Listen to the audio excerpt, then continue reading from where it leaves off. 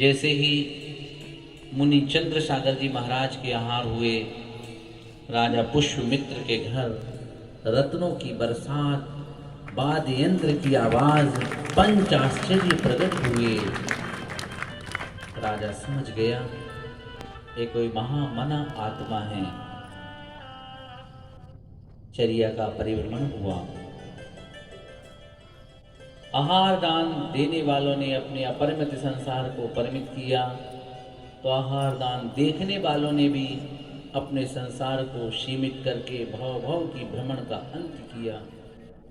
न सिर्फ मनुष्यों ने बल्कि त्रियंचों ने भी आहार दान देने का सौभाग्य प्राप्त करके सातिशय पुण्य उपार्जन किया।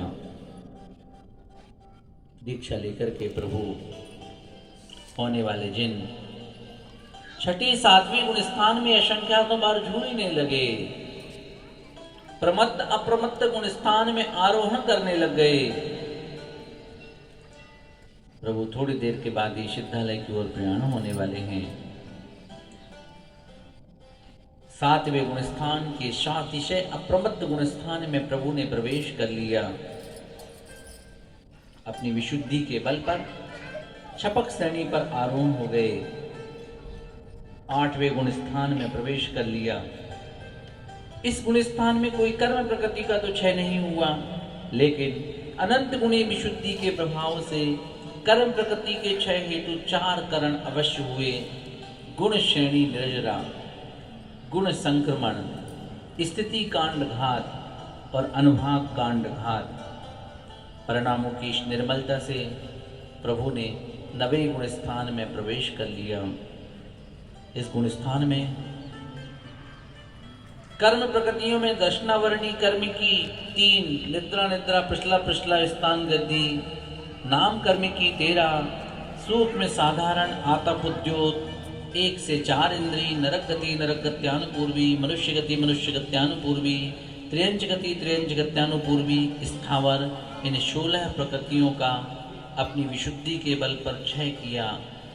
क्रमशः अप्रत्याख्यानी क्रोधमान माया लाभ को प्रत्याख्यान में और प्रत्याख्यान का संजुलन में क्षय करते हुए प्रभु शुक्ल ध्यान में लीन हो गए। 10वें गुण स्थान में सूक्ष्म लोभ का अभाव करके 12वें गुण स्थान में प्रवेश किया और 12वें गुण स्थान में प्रवेश करके द्वितीय शुक्ल ध्यान के बल पर सत्ता में बैठे हुए ज्ञानावरणी, दर्शनावरणी और अंतराय कर्म का क्षय करके केवल ज्ञान के धनी बन गए और जमीन से 5000 धनुष की ऊंचाई पर विराजित हो गए। जैसे ही घंटानाद आदि से सौधर्मेंद्र को ज्ञात हुआ, सपरिवार आकर के कुबेर को आदेश दिया और सुंदर भव्य समोषण की रचना कर दी। 8.5 योजन प्रमाण व सुंदर समोषण रच गया। प्रभु परमोदारिक शरीर के धनी समोषण में अधर में विराजमान हो गए। चारों ओर से 20-20 हजार सीढ़ियां सुंदरता का गान कर रही थी, तो धूलिशाल कोट की शोभा अत्यंत रमणीय थी। सुंदर सुंदर अप्सराएं नृत्य गान करके लोगों के मन को आकर्षित कर रही थी। तो जो आत्म कल्याणार्थी हैं वो उनसे प्रभावित किए बिना आगे बढ़ते चले जा रहे थे। जाते ही बापिकाओं के जल से जाने वाले हर दर्शनार्थी ने अपने पग धोए। तो लोग पंडितकार लिखते हैं, यहाँ तक त्रियंच गति के जीव भी समोषण में जाने के पहले उन पापिकाओं के जल से अपने पैरों को धोते हैं, फिर अंदर प्रवेश करते हैं। 8 भूमियों की शोभा द्वितीय थी। 8वीं भूमि श्री मंडप भूमि, जिसके ठीक मध्य में 3 सुंदर कटनियां बनी हुई हैं। पहली कटनी पर अष्टमंगल द्रव्य लिए हुए सौधर्मिंद धर्म चक्र लिए हुए खड़े हुए हैं। दूसरी कटनी पर 108 धर्म ध्वजाएं फहर रही हैं। जिस वायु को स्पर्श करके ध्वजा फहर रही है, जहां तक वह हवा जा रही है, सभी को सुख शांति और समृद्धि प्रदान करने में सहायक कारण बन रही है और मानो हवाएं संदेशा दे रही हैं, आत्म का हित करना है तो आ जाओ चंदा प्रभु भगवान के शमो शरण में और कर लो अपनी आत्मा का कल्याण। तिथि कटनी, जिस पर सुंदर अशोक वृक्ष तना हुआ है, जहाँ नहीं है किसी प्रकार का अशोक, वह कहलाता है अशोक। उस अशोक वृक्ष के तले सुंदर आसन है विराजित। उस आसन पर भी 4 अंगुल ऊपर विराजित हैं प्रभु, मानो वो संदेशा दे रहे हैं, विराग रंग का आसन मेरे कोई कार्य का नहीं है, इसलिए मैं अधर में विराजित हूँ।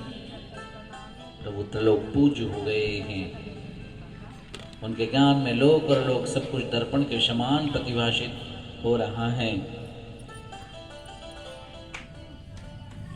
उस सिंहासन पर प्रभु एक मुख होकर के भी ऐसे नजर आ रहे हैं मानो चारों ओर विराजित हैं। भगवान की अष्टम भूमि में 12 सभाएं लगी हुई हैं, 4 देवों की, 4 देवियों की, एक में मनुष्यगण विराजमान में, एक में त्रिंच गति के जीव विराजमान हैं, एक में मुनिराज विराजमान है, एक में आरिका और श्राविका विराजमान हैं।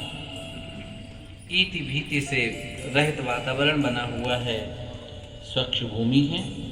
अंधी लूले लंगड़ों को अध्ययन योग लाभ स्वतः ही मिल रहा है। श्री जिनका समय के काल के परिपाक से दिव्य उपदेश होता है, अनेकांत और शाद मादमयी वाणी के माध्यम से वस्तु तत्व का विवेचन, कर्म और कर्म की व्यवस्था का विवेचन, लोक और लोक के विभाग का विवेचन और महापुरुषों के चरित्र की बातें कही चली जा रही हैं।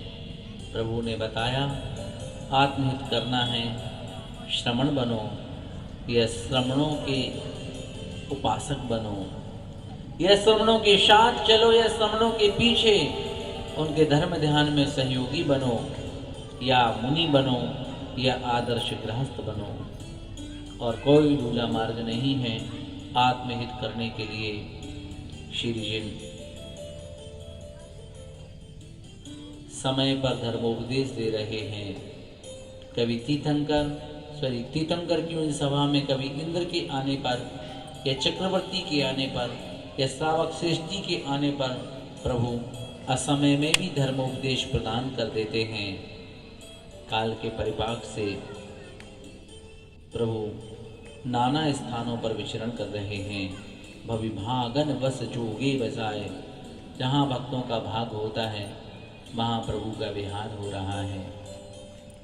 बढ़ते बढ़ते बढ़ते शंभो शरण अब अंतिम कगार पर है। श्री जिन सम्मेद शिखर के पर्वत पर जाकर के विराजमान हो गए हैं। योग निरोध करने वाले हैं। प्रभु ने शंभो शरण को छोड़ दिया है। सब कर्मों की स्थिति आयु कर्म के बराबर करने के लिए प्रभु ने समुद्घात की क्रिया को संपन्न किया है। दंड समुद्घात, बात बलयों को छोड़ करके 14 राजू प्रमाण उनके आत्मा के प्रदेश फैल गए हैं।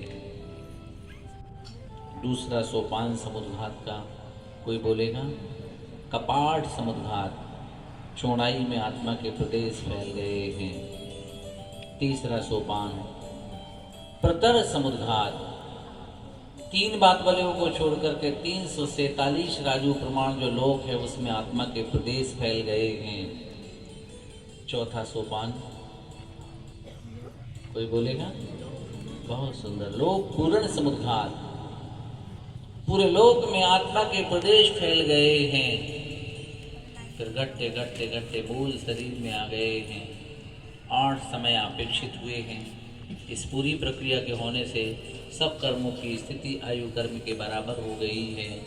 अब प्रभु थोड़ी ही देर में सिद्धालय की ओर प्रयाण करने वाले हैं। इस समय श्री चंद्र प्रभु जिन शुक्ल लेशिया में लीन हैं। तिथि शुक्ल ध्यान 13वें गुण स्थान के अंतिम मंत्र मुहूर्त में करते हैं। सूक्ष्म क्रिया प्रतिपाती अब प्रभु 14वें गुण स्थान में प्रवेश कर चुके हैं। 5 स्वर अक्षरों के उच्चारण में जितना अल्प काल लगता है मात्र उतने अल्पकाल इस गुण स्थान में रह करके प्रभु सिद्धालय की ओर जाने वाले हैं। 14वां गुण स्थान विपरीत क्रिया निर्वर्तनीय नामक चतुर्थ शुक्ल ध्यान में अयोगी जिन विराजित हैं। सत्ता में बैठी हुई 85 कर्म प्रकृतियां और अविशेष हैं, उनको करना अभी और विशेष कार्य है। उपांत समय में 72 कर्म प्रकृतियों को चकनाचूर करते हैं और अंत समय में 13 कर्म प्रकृतियों को जैसे ही चकनाचूर करते हैं, शुक्ल ध्यान के बल पर उनका परमोदारिक शरीर कपूर की भांति विलीन हो जाता है और उनकी शुद्ध सिद्ध आत्मा एक समय में, तालियों का उद्घोष करते रहिएगा, एक समय में 7 राज्यों की दूरी तय करके आज की प्रत्युष वेला में हमेशा हमेशा के लिए सिद्धालय में जाकर के विराजमान हो जाती है। नगर नारी आनंद नाटक मनाते हैं, लोग देख करके आश्चर्यचकित हो जाते, ओहो ओहो ओहो मेरे भाग, मेरे प्रभु तो आज सिद्ध भगवान बन गए, उनका जीवन तो कृतकृत हो गया। बोलो सिद्ध भगवान की। उनका शरीर तो कपूर की भांति उड़ गया, शेष रहे नख और केश। सो अग्नि कुमार देवों ने अपने मुकुटों की अग्रभाग से अग्नि प्रज्वलित करके उन केश और नाखून का अग्नि संस्कार किया और उससे बनी हुई उस राख को अपने मस्तिष्क पर लगा करके भावना भाई कि हम भी बनेंगे भगवान, अपने भगवान की तरह हम भी बढ़ाएंगे पग अपने भगवान की तरह और हम भी बनेंगे सिद्धालय के वासी। यहाँ प्रभु सिद्धालय की ओर प्रयाण कर गए। सभी देवताओं ने महोत्सव मनाया और फिर जाकर के सभी लोगों ने भक्ति का नृत्य प्रस्तुत करके अपनी खुशी जाहिर की। सब गृहस्थों ने एक दूसरे के मुख मीठे किए और भगवान के चरणों में निर्वाण कल्याणक मनाने के लिए उनका निर्वाण लाडू समर्पित करके शांतिशय पुण्य का उपार्जन किया। हम और आप सभी भी उसी प्रक्रिया से आरती तीर्थंकर भगवान के महोत्सवों को मनाते हैं। आज हम और आपका सौभाग्य था कि आज अपन लोगों ने भगवान चंदा प्रभु स्वामी को स्मरण किया और अब उनके निर्वाण लाडू को यहाँ हम समर्पित कर रहे हैं।